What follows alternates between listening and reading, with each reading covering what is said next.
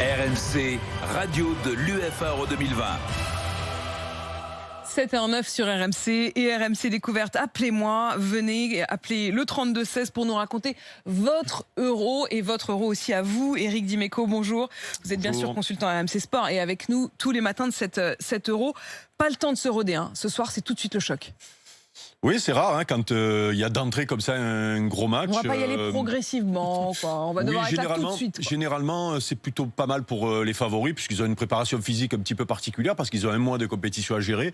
Donc, dans les premiers matchs, on n'est pas toujours bien réglé. Là, il faut, et Didier Deschamps fait en sorte d'être prêt. Il n'y a eu que 2 matchs de préparation en plus.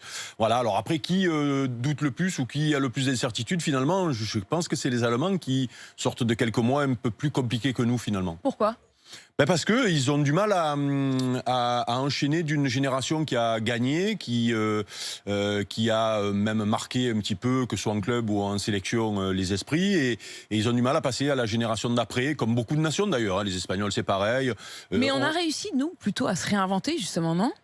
Nous on a eu des problèmes. Chaque génération a eu des problèmes aussi à changer. La génération Platini derrière, il y a eu des difficultés. Même 98 a eu des difficultés.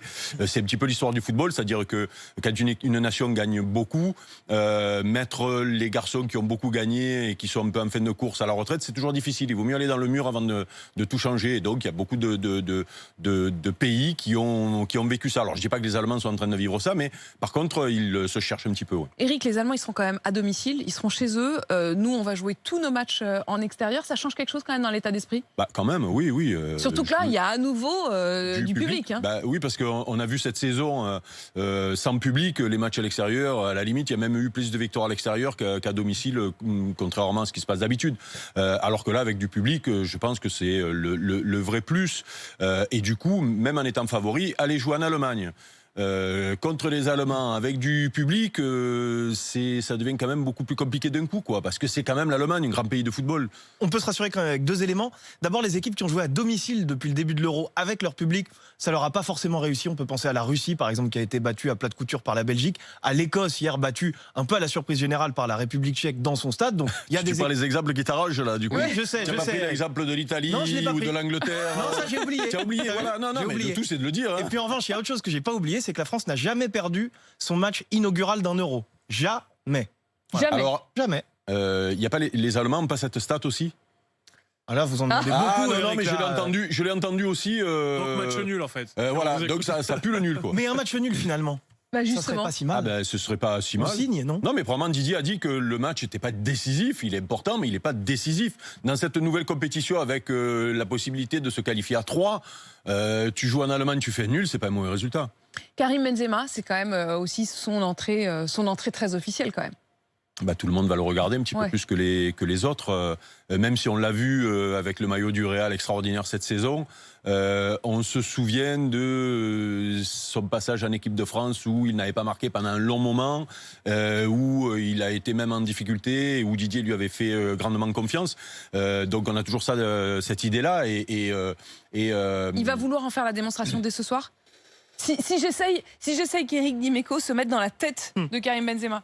Wow. Ça donne quoi ? Alors là, c'est de la science-fiction du coup quand même, parce que j'avais pas ses qualités.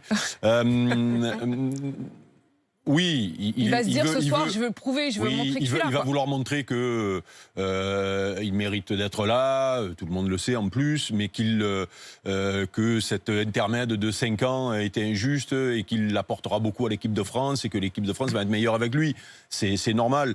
Et nous, suiveurs, on va le regarder particulièrement parce que on sent qu'il y a une relation technique avec Griezmann et Mbappé qui peut être intéressante, qui s'est déjà montré, qu'on a déjà vu dans les matchs de préparation, mais qu'on veut voir sur les gros matchs. Voilà, c'est pas contre la Bulgarie ou contre le Pays de Galles que voilà. Oui. Aucun doute sur son niveau physique à Benzema. On se souvient que la semaine dernière, il était sorti justement contre la Bulgarie sur une béquille. On nous a expliqué toute la semaine qu'il n'y avait pas de problème, qu'il serait en pleine forme. Vous en avez pris des béquilles, vous en avez mis quelques-unes aussi. Un peu, il vaut mieux les mettre que les prendre, mais on en prend tous. Avec une semaine de repos, ça va bien une béquille ?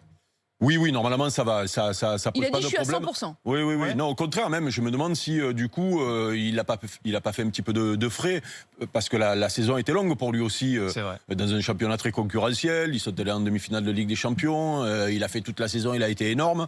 Et donc peut-être que ce petit bout de match et une semaine de repos finalement, parce que quand on est une béquille, on fait juste un petit peu de repos et on court simplement, on va pas au contact, on n'est pas dans les séances un peu plus dures. Donc au contraire, moi je pense qu'il va avoir fait du frais. Il faut aussi quand même regarder du côté de l'autre affiche du jour. L'autre affiche du jour, c'est l'entrée en liste des champions d'Europe, les Portugais.